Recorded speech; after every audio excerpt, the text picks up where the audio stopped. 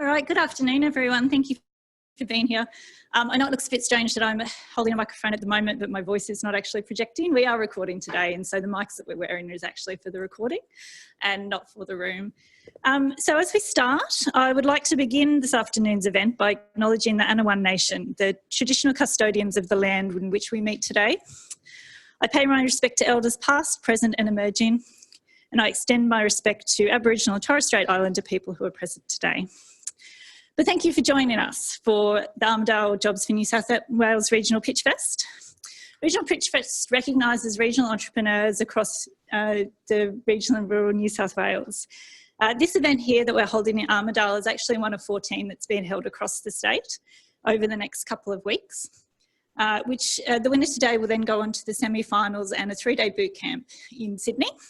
The winner from that boot camp will then go on, the 5 winners from that boot camp will then go on to the state finals in Wagga in September. And they can win up to $20,000 in prizes. So it's pretty exciting. We're really pleased to be bringing some to the table today. First, I'd like to introduce you to our judging panel. We have Professor Todd Walker, the Deputy Vice-Chancellor of the University of New England. We have Mr. Ian Mitchell, the CEO of Phoenix Foundry. And we have Professor Anne Pender, an author and Professor of English and Theatre Studies here at UNE as well. So how are we going to run today? So you'll hear 5 wonderful pitches from amazing, exciting entrepreneurs here in our region. Each pitch will have 5 minutes, and that I'm going to ring a warning bell at 4 minutes, and then I'm going to continuously ring the bell at 5 minutes, and that's the time to stop. After the 5 minutes, our judges will have 5 minutes for Q&A as well. And then we'll continue. So after the pitches, we're going to take a short break for some lunch just in the tea room behind us while the judges deliberate, and then I will invite you back in to announce the winner. So let's get started. So I'd like to invite the first pitch for the day, and that's Nerida Richards with FeedXL.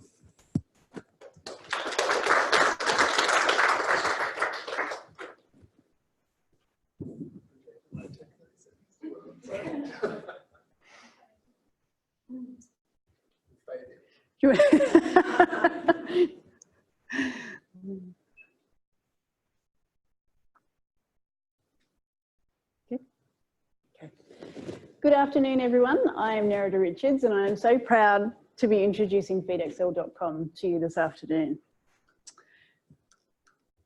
Horses. There are millions of us around the world who love our horses, and we would do almost anything to keep them safe and healthy. But despite horse owners' best intentions, the way many horse owners feed their horses is causing health problems. Laminitis and colic are 2 nutrition-related diseases that are the biggest killers of horses worldwide.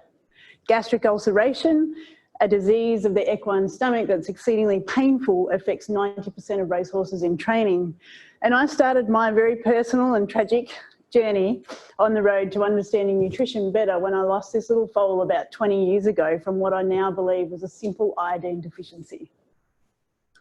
Our solution is to bring the education and the tools horse owners need to them to help them make better and safer feeding choices for their horses. FeedXL is like a PhD nutritionist in every horse owner's back pocket. It's a nutrition calculator. So horse owners enter their details of their horses into FeedXL, things like age, body weight and workload, and FeedXL then calculates the nutrients that horse needs on a daily basis. The horse owner then tells FeedXL what they're feeding. So they enter their pasture, their forages, grains, and any commercial feeds and supplements they're giving, and FeedXL then calculates what that horse is receiving in its diet. It then simply compares what the horse needs with what is being fed, and it shows the horse owner whether what they're feeding is actually meeting that horse's requirements for nutrients. So it shows them in tables and graphs, and here you can see the green bars show nutrients where the requirement is being met, and the red bars are nutrients where requirements are not being met. FeedXL then guides the horse owner to choose ingredients that are safe for that horse and to feed them in amounts that are going to meet their daily requirements. So in a nutshell, FeedXL helps horse owners to choose ingredients that are safe and then make sure they feed them in amounts that meet that horse's daily requirements to keep them healthy and safe in the long term. We're interested in markets in Australia, the USA and the UK, and in these markets there's 3.5 million horse owners. We estimate that around half of these horse owners are going to take a keen interest in their horse's nutrition, which would give us a segment addressable market of 1.7 million horse owners. In the last 12 months, the average spend per horse owner on FeedXL was $45. So 1.75 million owners at $45 per year gives a potential market of 79 million. But we aim to capture 5% of that market, which would give us 87,500 owners at $45 average spend per annum for 3.9 million. Competitors, our biggest competitor by far is status quo. People doing things the same way they've always done them, simply because they don't realise there's a better way to do things. We also experience competition from feed companies that offer free advice to the horse owners, but of course that advice comes with recommendations to feed their products, and that may or may not be the best thing for that particular horse. There is one other piece of software which I used back in 2004. It's still CD-ROM based and it's very outdated technology. Our business model, FeedXL works on a subscription basis. Horse owners can choose to join for either a month or for a year. 60% of our subscriptions sold are monthly and the other 40% are annual. They can also choose from a light plan, which gives a shortened list of nutrients being analysed, or a pro or an advisor plan. Around 3/4 of the plans sold are pro and the others are light, and 3% are advisor. Our team, there's myself with deep domain knowledge in equine nutrition, Susan Mazzaros, who runs our business management, and Gerard Mazzaros, who has extensive experience in running software development teams. We also have support in nutrition. We have a gun development team who have been with us for a few years, and a marketing and design team. Over the last 12 months, we've had 4,700 horse owners use FeedXL, and since we released in 2008, we've had almost 24,000 horse owners use FeedXL. Our ask is simply to help us grow in the USA. I'm Nerida Richards, and that is feedxl.com.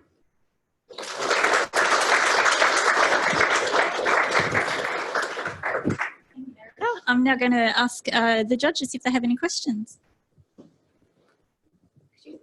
Could you say something a bit more about the trial that you mentioned later, the trial that you mentioned that you've had people using? Oh, so yes, so FeedXL has been around since 2008. So we've had nearly 24,000 people using it. We have more than 14,000 people on our Facebook page, and we have a star rating of 4.9 out of 5 based on the opinion of 230 people on Facebook. So we get a lot of positive feedback. And I was at an event competing myself a few weeks ago, and there was this horse there that was just gorgeous. And I said to its owner, "Gosh, your horse looks good." And later on she realised I was with FeedXL, and she said, "This horse is fed with FeedXL." And out of all the horses there, it was the standout, which was awesome for me. Thank you. Yeah. Any further? Just curious about your costs. So you analyse, you said people's owners send in their horses' details and you would analyse their needs. What does that cost you to run a lab? It's a do-it-yourself system. So we don't actually do any of that data entry. They do all of the data entry and all of the analysis themselves. So at the moment, as far as cost and support goes, daily support is between 2 and 4 hours per day, just depending on what's happening. And that'll be where someone says on either our Facebook forum or directly via email, "I'm stuck with this," or "Could you enter this ingredient?" So my question was a similar vein. The tab that would have been interesting would have been the feeding management. So understanding the revenue is one thing, understanding your cost base is another. Mm-hmm. So different horses, you present the problem as there's an incidence of different types of health conditions. Yep. So I'm interested to know, as part of your trial, which is more than a trial, it's been going 10 years, Yeah. just how has health improved for various types of horses as a result of the feeding management program? Within our cohort. Is there a less incidence of those Yes. conditions? Yes. Right. So we've actually just started a Tell Us Your FeedXL story campaign, and we're asking members who have been with us short term or long term, to tell us how life was for them before and after FeedXL and for their horse before and after. And overwhelmingly, it's, you know, my horse was overweight, he felt lazy, it was sore in the feet. There's a bunch of different issues they were facing, and now post FeedXL, they're saying, you know, I can control his weight. The issues he was facing have gone. So we know our tagline is nutrition makes a difference, and we see over and over again how much difference nutrition makes. And they needn't have big problems. It may be, you know, a show jumper that just wants to make sure that this really talented horse can continue competing into its late teens. And having nutrition correct for that horse early in life is going to be the thing that makes sure it can still jump without serious arthritis issues or hoof issues later in life. And just a follow-up question. You talked about getting a market share after your lengthy trial. What do you think your market share is at the moment? Sorry, what was the question? What do you think your market share is at the moment? Well, since we released, this is a bit dinky, this thing. So we've the 24,000 is about 1.4% of that segment addressable market. So a lot of those members keep coming back to us. So they're the unique members. So we still retain, we have people who started with us in 2008. I should just say too, it was released in 2008 and then I had my first child in 2009. So it kind of just plodded along by itself for years and years and years. And really in the last 12 months since joining the SRI has been the first devoted period of time that I've given it. And as you can see, it's made a difference. I mean, our sales are up 45% here and 55% in the US in the last 12 months. So. Thank you. Thanks, Nerida. You flashed up the slide with the team, but could you say something to us about what the most important element is in choosing the team? Because we're global, we've got the locations of all these people. I mean, for me to take on a new team member, it needs to be an ability to work independently and consistently independently. So we've been so fortunate in finding the team that we've got. And it just depends. I mean, if we were to bring in new people, it just depends what we're looking for at the time. But that ability to be driven and to be able to work in a very independent way is super important for us. Thank you, Nerida. So we are now just going to give the judges a couple of minutes just to put their marks in for our first pitch as we set up for our second.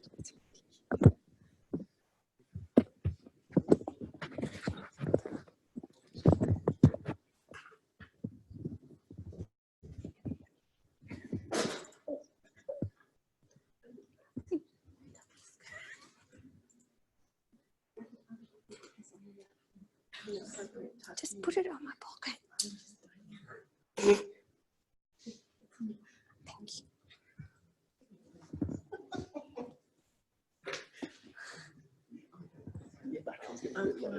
you. Yeah.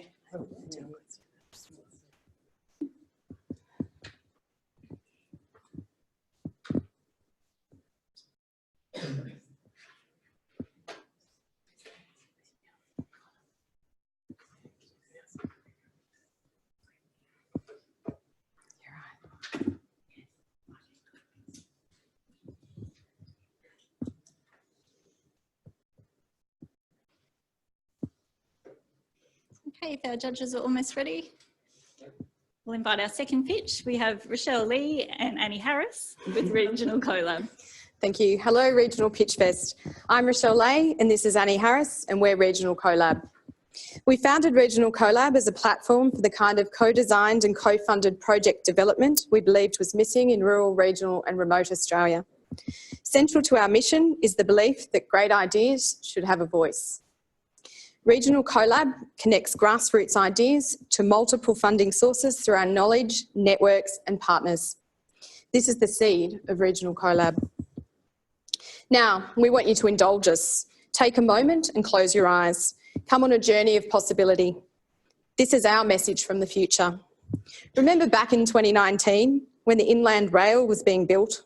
That's when Regional CoLab really began. We knew that to get RRR Australia on a path to a more prosperous future, we needed to find a new way of thinking, connecting and strengthening our communities. The CSIRO National Outlook Report to 2060 had been released and we were at a crossroads. The report signalled that Australia may face a slow decline if we didn't take action on the most significant economic, social and environmental challenges we faced. The report also found that if these challenges were tackled head-on, Australia could look forward to a more positive outlook vision, with strong economic growth, affordable energy and more livable cities and towns. So here we are in 2060, 40 years later. Higher living standards and decent work. And RRR Australia is a leader in renewable energy, ag and health tech, intensive food production and advanced manufacturing. The work we began way back in 2019, building collaborative models, little by little, helped to revitalise RRR Australia. We recognised the problem, the need for change, and started working on it one step at a time. From our government experience, we know that resourcing in RRR Australia is scarce. We also know that people have great ideas, but don't know how to activate them. There are many reasons. People think the ideas are too big, they're too difficult, they don't know where to start, or they just can't picture the end result yet. RRR Australia is at risk of heading into a steep decline if we don't move our minds and actions to innovation, creative thinking and development to build our economic and social capital. There is a funding gap, and funding that is available is often hidden. There is still little assistance to connect ideas and funding with grassroots ideas. RRR Australia is not measured at all well by government. The ABS lacks quality data on specific needs of RRR Australia, and as the old adage states, you can't manage what you can't measure. If we don't exist in the data, then our funding gap either becomes too wide or is non-existent.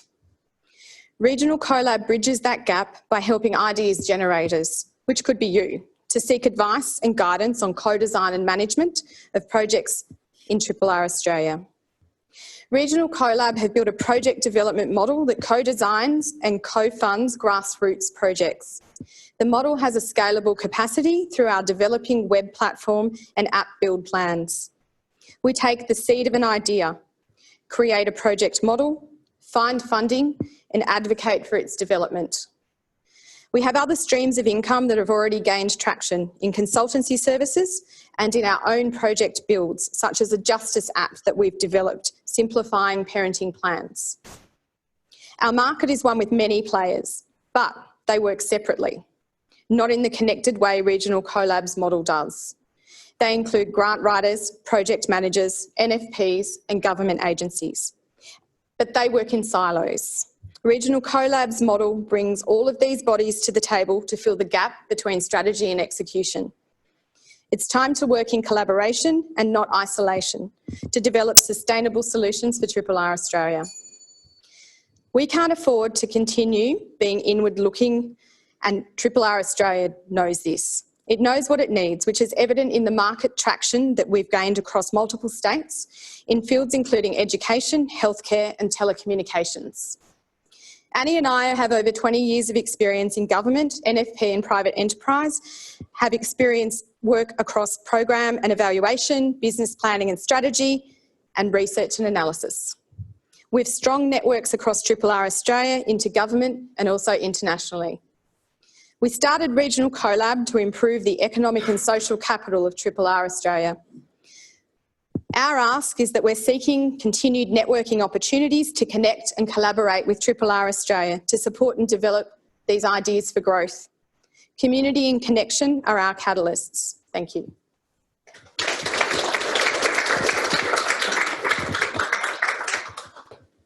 I'll now invite questions from the judges. I'm not entirely sure what the business model is. How do you get paid? It's an interesting question, and it's one that we actually get. So just for reference, it's day 11 of our business in terms of kicking off. So in terms of the business model, as Shell mentioned in the presentation, it's all about getting access to funding. That's one of the income streams. And how we do that is a commission-based system through the grant funding. So what we've identified is there's great ideas, but people also don't have the money to invest. So what we do is we actually, through the grant funding, is we monetize a fee for ourselves as part of that grant funding. So there's no actual direct monetary impact on the business that we're supporting. So when we talk about collaborative modelling, we talk about looking at state and federal funding that could be available, but we also deal across philanthropic organisations, as well as other buckets of money that do sit around in government that aren't necessarily accessible across the board, and that comes back to the basis of our knowledge and networks that we have.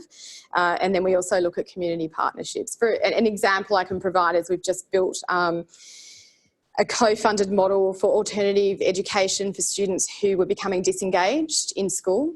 And that involves state funding, federal funding, a community partnership with an energy company who's come on board to pay the rent of the space, and then also philanthropic funding. So that's where our model lies. And when we talk about scalability and capacity within an app development environment, we can see in the future that we can draw all of that information back into an automated environment and push that out. But day 11, that's not happened yet.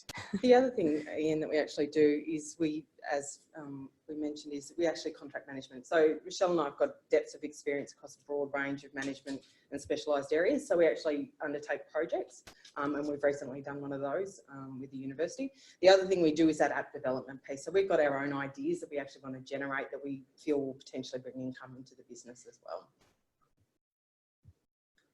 Yeah, thanks. Thank you. Could you say something about, you mentioned very briefly the Justice app. Could you say something about that? That was an exciting one. And I was actually recently employed in another organisation. So that's why we talk about in the past and being day 11. So that was actually New South Wales Justice had an Access to Justice grant. And what they were trying to do was improve access to everyone, particularly across regional, rural, remote Australia, to actually get access to justice, essentially. They were finding that people weren't accessing the court system because it's too costly, too timely, and they just didn't know how. So we pulled together an idea. Both Rochelle and I have partners who have been separated and have children out of those relationships. And one of the things that we identified was that real angst that sits around developing parenting plans and going through that process. So the app that we developed was, we did some research across other countries that have done similar things and pulled together an environment where we think you take away that emotional piece so that you get a greater outcome for the children, because at the end of the day, they're the most important thing in that whole process. So taking that emotion out and building an app, a communication app that potentially could lead into the family court environment if we needed it to. Thanks. No worries. Sorry. I just talked. Thank you, Rochelle and Annie. Thank you. Thank you.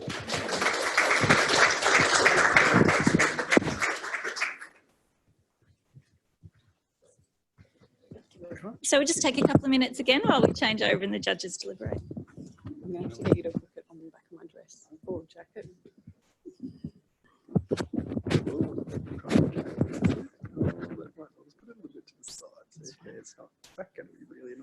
No, that's fine. Just hold it. Oh, yeah, actually there's an aerial. I didn't realise. Okay. So, yeah, click on. Okay. Might need a double click. Okay, thanks.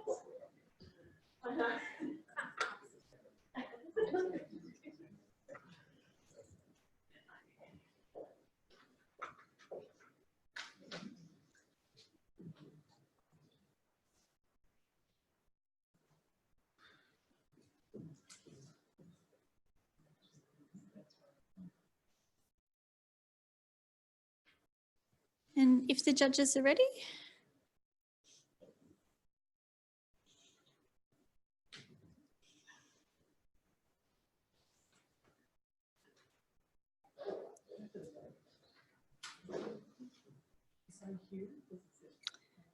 Okay, now I'd like to invite our third pitch for the day, Danielle Morton with Zondi. Hi, I'm Danielle Morton from Zondi.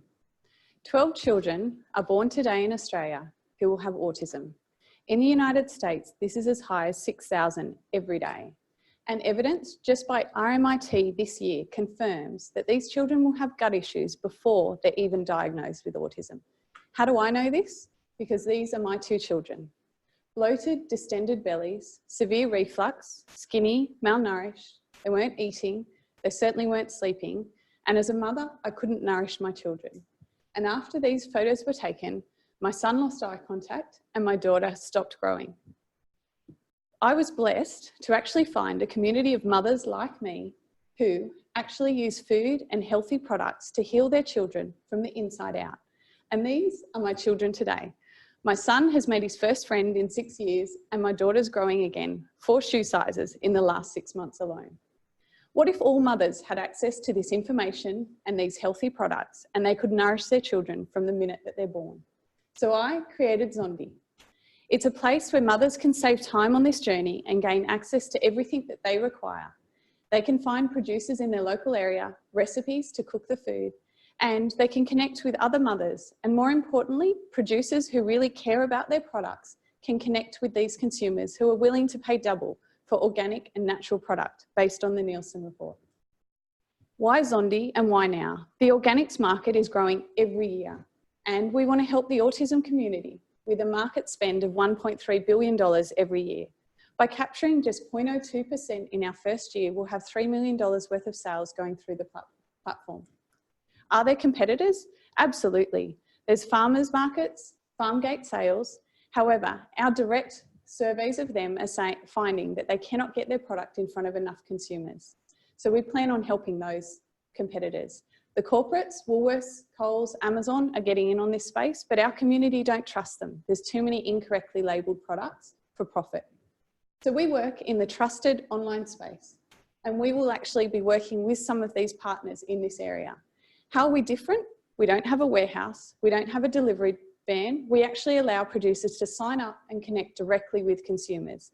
And our unique value proposition is 85% of mothers like me actually run health-related businesses once they join this journey. So our producers are actually our consumers, one of the biggest problems in a dual-sided marketplace. Our business model is an average of $4.65 per consumer, and by the end of the year, we'll have $450,000 in revenue. This equates to 100,000 customers coming through our platform. And do we have a plan? Absolutely. We also have additional revenue, ethical advertising on our platform, a subscription model for premium services, and a referral model. How can we achieve this? Our amazing team, myself, CEO and founder, 20 years experience in the financial technology industry, Troy Irwin, who joins with 15 years international community development, James, who has 10 years running a software development company and is in multiple startups, and an amazing bunch of advisors from the farming, business, and fintech community. Our roadmap and traction. We only started in March, so it's been quite phenomenal. We gained angel investment in April. Our minimum viable product was up in June. We're only kicking off our Armidale and Byron Bay pilot regions, and we plan on launching in September across Australia, with global in June 2020. So we plan on how are we going to achieve this? We're hiring over 30 staff in regional food bowl areas to help us onboard producers and manage those producers. So areas like Gympie, the Macleay Valley region, Northern Rivers, New England area, Cairns, and many more, just to name a few. Our ask is that we're looking for our next round of funding between now and September of $985,000, and that will take us national across Australia, with our next aim to be going global and into the United States. So we're also looking for partners who have experience in the North American market. My name's Danielle Morton from Zondi. Thank you for your time.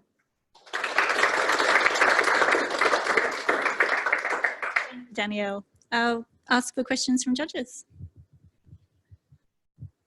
Danielle, thank you. Great presentation. I get a sense with the way you set that up for mothers or parents with children with autism who have dietary conditions. I would have thought they would have paid a lot more than what your subscription is. You set the price at about $4. I would have thought parents would go to extreme lengths and pay a lot more. So my question is around your business model and in terms of your funding, and you're looking for a seed funding, which is quite significant.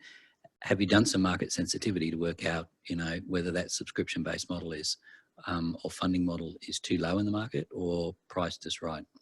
So it's actually very conservative, and that's the reason for that is that we've based it on market research. So the average spend on organics per year per person is $31 based on the research. My personal and the research that we're doing with consumers is we're actually spending over $1,000 a month. So from actually having it based on research, that's what we have in the pitch, but we actually believe that it's going to be much greater, and within a month we should know that once we actually have our early adopters moving into full sales, and then we can predict that fully. Okay, thank you. I'm just curious about how you identified the autism organic spend. I mean, it's is it the autism community, or is it just that particular segment of that community? Is it? Yeah, so there's globally, there's 1% of the population have autism. And so then taking that anywhere between 45 and 60% of the global population spend on organics, we extrapolated those numbers down to what the autism market was, so that we were able to actually have our initial target market. And then we actually have an even greater target market off the back of that. And that is anyone with dairy and gluten-free needs, dietary needs, ASD, anxiety. There's a huge range, but we're just starting in that community as a proof point, essentially. Okay. Thanks. No. Thank you, Danielle. Thank you. Again, just a couple of minutes for the judges while we swap over to the next pitch.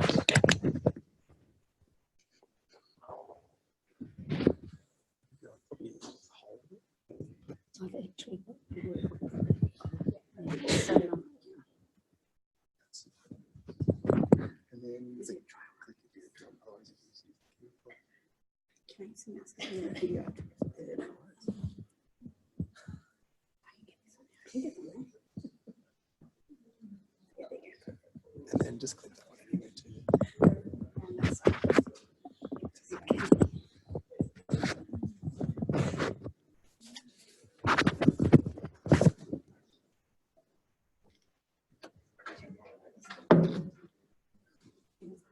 No, you wasn't.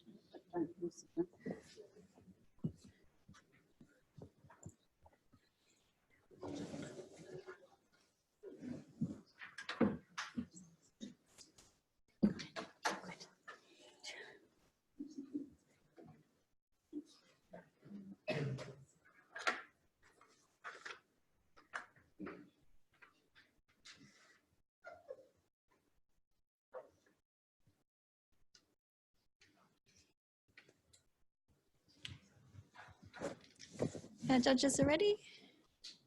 Yes. I'd like to invite our fourth pitch for the day, Ruth Cooper with Birdie Go.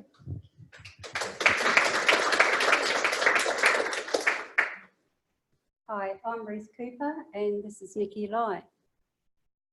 I've spent a lifetime in racing stables, first as a professional jockey and then as a racehorse trainer. I've trained and ridden hundreds of winners in the industry, and I've spent a lot of time studying horses' eating habits. I'm very passionate about horses and their health, and I've noticed that there's some major problems with their eating habits out there, especially with birds and bats and rodents. In 1994, a virus hit a suburb of Brisbane called Hendra. It was devastating. 13 horses were either euthanized or died from the virus. 7 people contracted the virus. 4 of those people died. 1 was a top vet and also a top racehorse trainer. It was devastating. The deadly virus still lives. It's transmitted from the large fruit bat, and it transmits via saliva, urine, feces and birthing products. The horse contracts the disease when they eat their feed. The bats contaminate the feed. There's a vaccine out called HEV vaccine. You give your horse 3 doses in the first year and annually from there on. It's very expensive, and the vets have to come out and administer it. And also there's a $53 million lawsuit out there on Zaidus. They believe that there's been some adverse reactions to the horses that have had this vaccination. This is my product. It is more of an organic style. It's a bin that covers 80% of the horse's feed. and you can put a adjustment on the back of it to keep it on the horse's stable or on the fence, because a lot of horses, you know, I go to a stable in the morning, out of 20 horses, there's 10 feed bins on the ground, and the horses have eaten their feed out of the dirt and the ground. On the back, we have a cover. So when the horse goes out to exercise, it keeps the birds, the dust and rodents out of the feed. Okay, this is a video of my horses and my problems. This horse has not got a cover on its feed bin, and this horse has a vertigo cover on its feed bin. When you watch this horse walk away from its feed, you will see all the birds gather around, and then I find out I'm feeding half of Moonbee population birds. Yeah, and this is something I see everywhere in all stables. It's a fairly common problem. When you go back there, the horse that's got vertigo, there are no birds around there. Okay, my target market is people with horses. There's approximately 1 million horses in Australia. My market would be people that love their horses, care about them, want to keep them in a healthy environment. And I don't think birds or bats care if they're race horses or show jumpers or dressage horses. My business is a micro business. It's very new. I'm home-based. All my sales are done through website. We use Facebook, and we go around and talk to trainers and go to horse events, and we're going to do a social media package up and send that to vets and to magazines, popular horse magazines. It costs me $10 to $15 to make one of these. It takes me an hour, and we sell them for $47. My ask is to help us grow. I'm an ex-jockey, you know, I haven't done a lot of this sort of thing. We would like 10,000 to hire a seamstress for a new design to cover the feed 100% of the time and still enable the horse to eat the feed. And we need a bit of an upgrade on the machinery. I've just got home machines. This is my team, and on behalf of my team and I'd like to thank Uni Smart for giving us this opportunity. Thank you. Thank you, Ruth. I'll now ask the judges for any questions. Ruth, thanks very much. Can I just ask you, is that a steel frame under that? Or That's what's actually it weigh? a horse's feed. So what does it weigh? Of this? Yeah. I'd say about 1 kilo to 2 kilos, somewhere between. It's very light. Yeah, thanks. But we only do the covers for them, not Yeah, the you actual don't do feed bin. that. Yeah. Yeah. That's a standard sort of a feed bin. Yeah. Yeah. Is there anybody else doing something like this? No one at all. No, I at have all. not seen anything else on the market like this. Okay. And it's obviously still got a hole in the top. Yes. Do the birds not go in that hole? Well, we've had these tested out there, and no, they're not going in there. What I find is they might jump up on it, because you notice they'll hook on here, sorry, but not here. It seems to be when they get to this stage, they don't like it. And you know, if the neighbours aren't using these, they'll leave me alone and go to the neighbours, really. Okay, fair enough. It's easier. Well, I didn't realise feeding horses was such a problem. Have you met the people from Feed XL? Yes, we have. If only. Look, just a couple of questions. One is, I think your profit margin here is 37 in terms of production, but clearly you've got distribution and other things.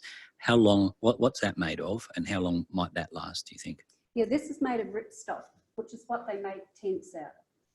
And the reason why I use that is because it's very tough. That's why they call it ripstop. And horses have got flat teeth and they can't break it. So far, I made one 4 months ago and it's still fine. So we're only new. This is just a brand new company. So rain, mould, yeah, I left one UV. outside. And is there any, I mean, is it blue for a reason or red for a reason, or is that just aesthetics? Whatever colour you want. Yeah, well, we want to go on to the... I want it to match my horse. I want it to match my horse. Is that? We can match your race colours. Oh, okay. No, terrific. Thank you very much. Okay, thank you. Thank you, Ruth. Thank you.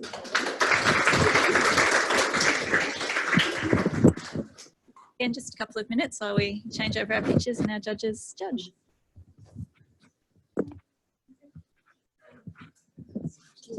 Yeah, no, I've got a pocket. That's all right.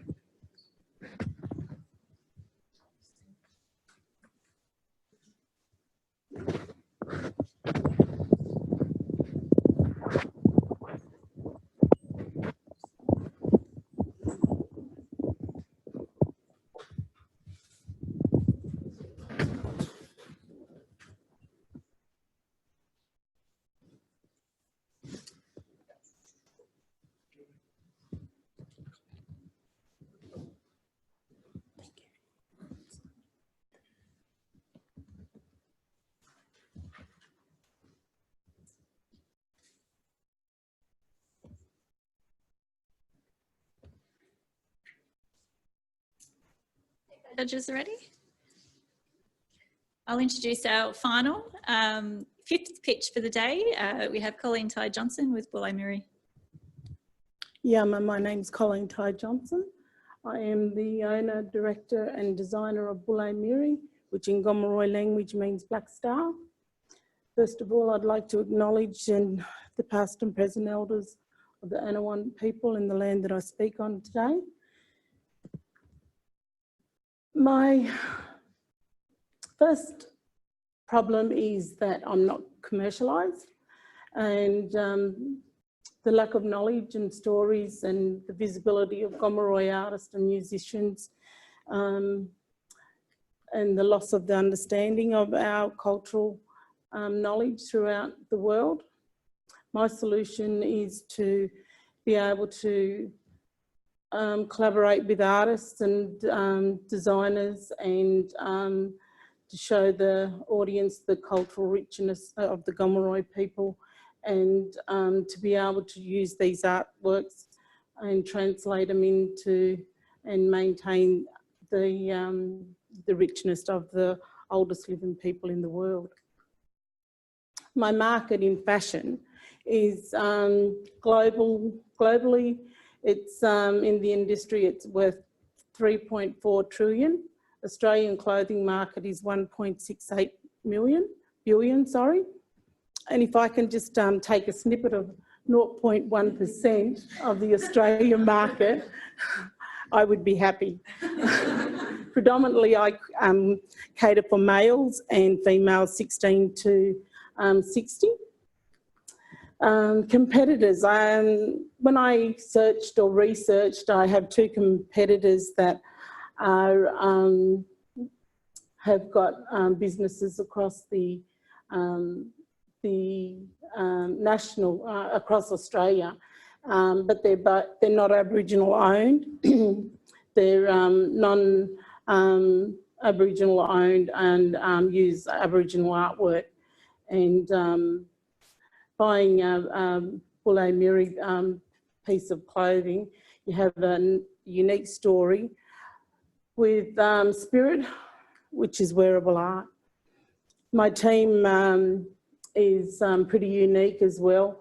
They come from right across the globe and across Australia.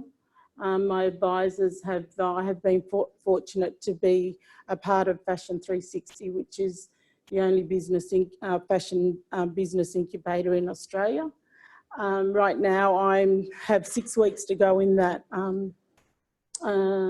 incubator before we do our runway. So I'm in the middle of making my collection for the runway in Brisbane in August. My advisors are really unique, from fashion development managers, and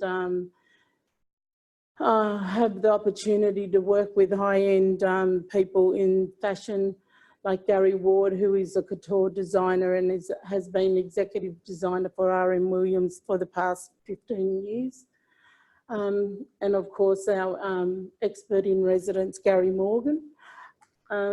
My business, as I said, isn't commercialised, but you can find me on all the social media, Instagram, Facebook, Twitter.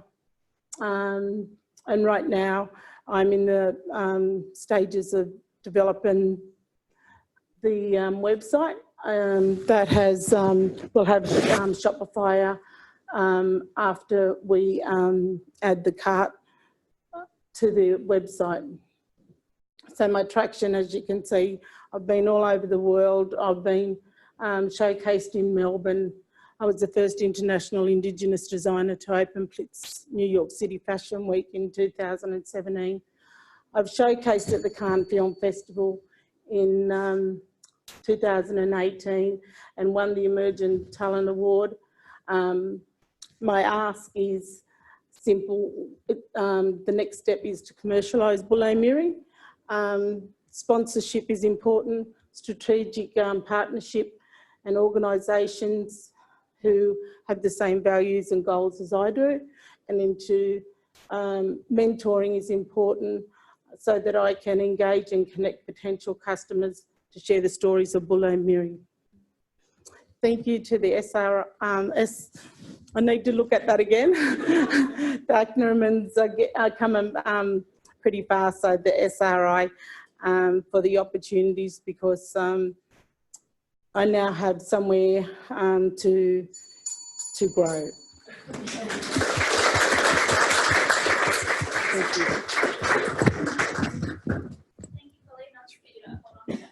Oh, I'm so nervous. Colleen, thank you. I would love that you would, it would be nice for you to wear some of your wearable last today. This is my design, but it hasn't got any art on it. It's got black star. Yeah. Just so I understand, is your business around production of the fabrics and materials made, or is it around the design of the pieces as well, or is it both? I just got a bit. It's both. Sorry, both. It's the textiles and the artwork. So to be able to transfer the art onto high-end textiles has been really important. So yeah, it's both. And whilst the fashion market is huge, the wearable art market is probably a bit smaller. So what is it you talked about you need to commercialise your business? What is it that you need to actually do that stepwise change to be a commercialised business? Well, what I've done as a businesswoman over the years, I've been taught to believe in your product and before you can sell it. So what I did is I went out and I showcased right across Australia and the world to be able to put a product in front of people. I needed to showcase it before I could commercialise, and now that I'm at that point, it's about selling the product. So I haven't made any money off unless somebody will buy something off a runway or somebody's interested in a formal gown, whether it's a debut or graduation or ball. So I've taken that step now, and I've been able to do that through the Fashion 360, having the resources and the knowledge now. It was for me to be able to learn more about the business side. The designing's easy because as I said, you know, I choose the textiles, the art and the stories that I need.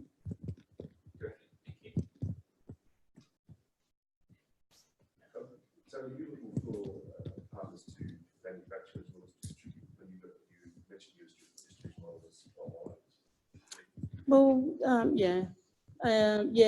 mainly to sponsorship and partners, and to be able to share the stories, because we've got the biggest population of Aboriginal people down the east coast of Australia.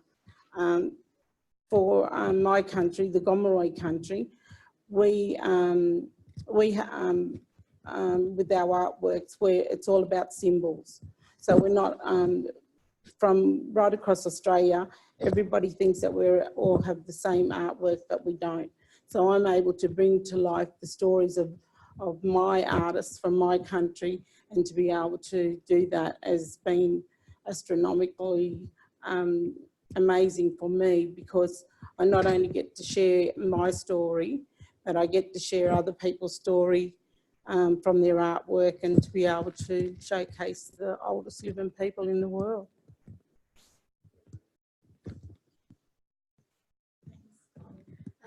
I'm just wondering if you'd like to say something about the biggest obstacle that you're facing right now. You had these impressive opportunities like the Northern Fashion Retail. Would you care to say something a bit more about the leap? The biggest obstacle. The biggest one is money. So yeah, so it has been a challenge. I think that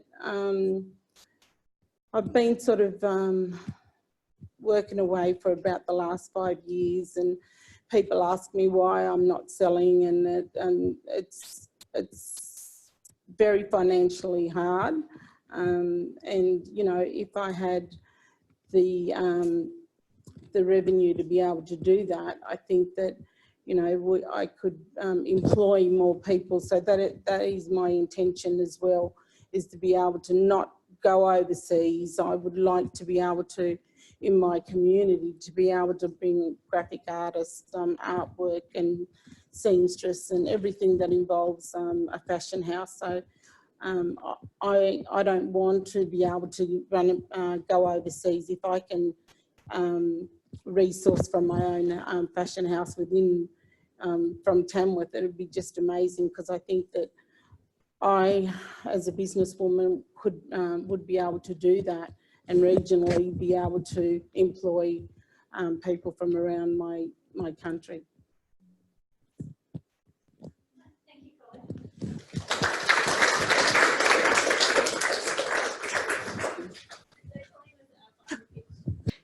Now we kind of get to the end, and I was going to say the most exciting bit, but now I'm disagreeing with myself, because I think the pictures were definitely the most exciting part. But I would like to invite Professor Todd Walker up to provide some comments from the judges, and of course announce the winners. Thank you, Sue Ellen. Thank you very much. On behalf of the judges and also for SRI, thank you for putting this on today. I know that you've coordinated this. We've got a terrific audience in front of us. We've got staff in front of us. We've got pictures. We've got investors here. We've got students from NEGS learning about feeding their horses. We've got all sorts of things going on. So it's great. So on behalf of the university, thank you for hosting this. So on behalf of the judges, thank you very much, Anne and Ian, for being here. So a little bit of feedback. 5 fantastic presentations. No gender diversity. It's wonderful. It's wonderful to see 5 women get up and present innovative, cutting edge pitches. So congratulations. And I think that speaks something to the community, but I also think something to the innovation that's happening across regional New South Wales. So that's great. For those of you who were pitching for the very first time, Colleen, was that a very first time? You wouldn't have told, I got told that, but we wouldn't have known. So well done, congratulations. Pitching is a tough thing. Gary will tell you, it's a tough thing to do. So, you know, the pitches were just spot on. They really were. And timely, you stuck to time, which is the other thing. You talk to an academic, they always go over time, don't they? You get to a lecture and they're always pressing the bell to try and shut them up. So on this occasion, everybody on time. Not only that, but really well crafted and thought out presentations as well. So here's just a little tip for the students. Always have an opportunity to do presentations, but you've just seen 5 fantastic presentations, well crafted, lots of visuals, identify the problem, identify the solution, and also the market and the scalability of their businesses. Very problem-based, problem-solving types of pitches, which is really good and fantastic. And almost all of them very close to the heart. You know, we've got jockeys who are going, well, how can I look after my horses better? We've got people with, you know, autistic children. How can I look after their health? So often these pitches and often these businesses and problem solvings are things that sit close to your heart. And we certainly recognised that, and we understood the passion. We felt the passion from your presentations. We had a very tough job to do today, which was to try and separate the presentations. We'd love to, you know, give you all equal first, but we can't do that because we're part of a national pitching fest program. So on behalf of the judges, thank you for the work that you've put in behind. Thank you for all of the thinking. Thank you for the coaching that you may have had from Sue Ellen, and I'm sure there's been a lot of work behind the scenes to get you to this point. So congratulations, round of applause for everybody who presented today. So our job was to weigh up two things. One was both the pitch, the way in which you brought folk along and were able to convince 3 judges the value of your business and your business opportunity. And secondly, really around the maturity and the scalability and all the thinking that had gone into the pitch and also to the business. And so we've made that assessment, and I'm pleased to say, and I don't think they're doing this across the state, but we're actually going to announce a runner-up and then the winner. And the runner-up is Nerida from FeedXL.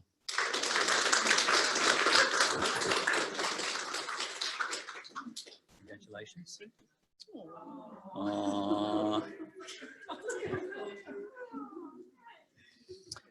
Yeah, I think stay, because there's always a group photo after these things. I've learnt that from past.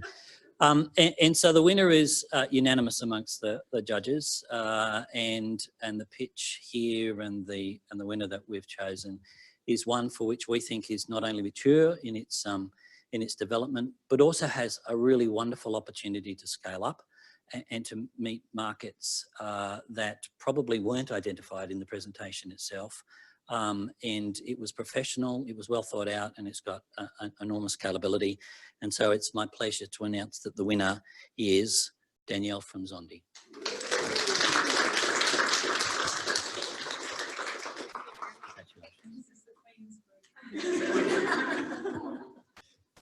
Now, I don't think anybody goes home empty-handed.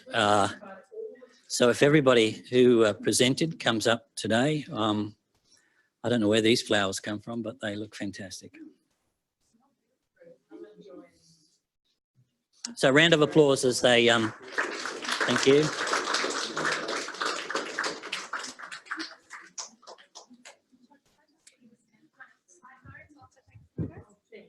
Can I get you to stand up and whilst I take a photo, if that's okay? If you could all squeeze in together, guys, so I could just get a photo, that would be great.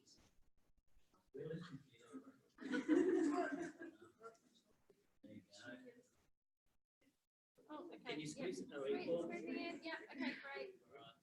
Thank you. Lou, can I get you just to the side, please? Yeah, Sue Ellen, can I grab you in there, please? Thank you.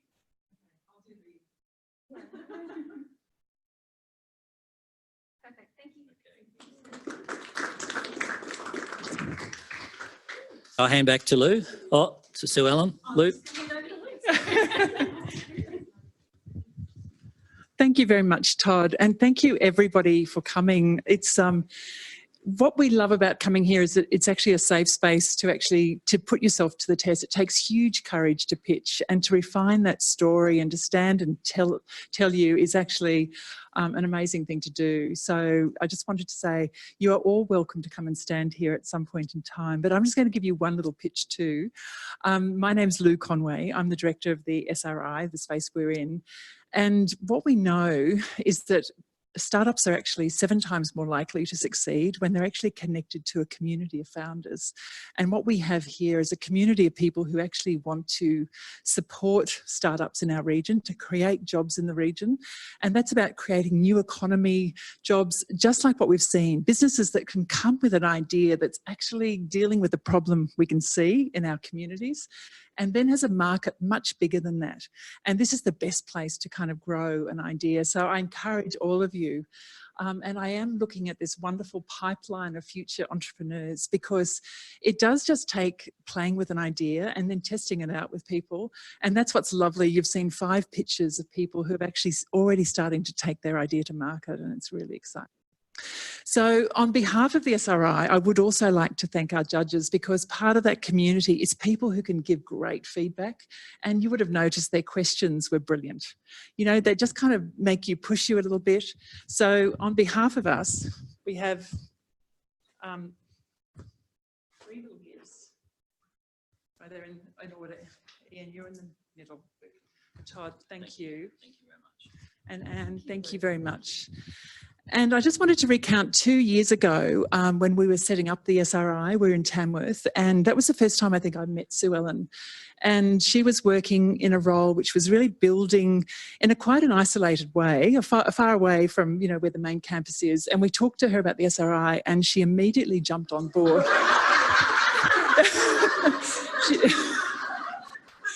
No, I'm just going to keep talking. Hey, I just want you to know the story, because Sue Ellen was one of those people who said, yes, we can do this in Tamworth, and jumped on board, and we opened an outpost in Tamworth. And look at the talent with Colleen, Nerida. I mean, it's actually really, really exciting. And Ruth, who's just joined. Yes, you know, and really what we've seen is that now we've got 43 founders in Tamworth and Armidale and across New England Northwest. We're just about to set up an outpost in Moree. There is so much momentum in this region, but you know, when you are actually building a team of people and you have that person who says, yes, I can do that. Well, the Regional Pitchfest was one of those things where we were all feeling under the pump, and Sue Ellen said, I can do that. I'll run that event for you. So this entire event is down to Sue Ellen. And I just want to say thank you so much on behalf of all of us. So she gets also a lovely bunch of flowers. And so thank you, Sue Ellen, because you are that team member who just jumps in, and we're so fortunate to have you. So thank you all very much for coming. If you've got an idea, and I know there's somebody in this audience who might have an idea, any ideas, come and test them out with us. And you know, it is a great community of founders to work with. So thank you for coming.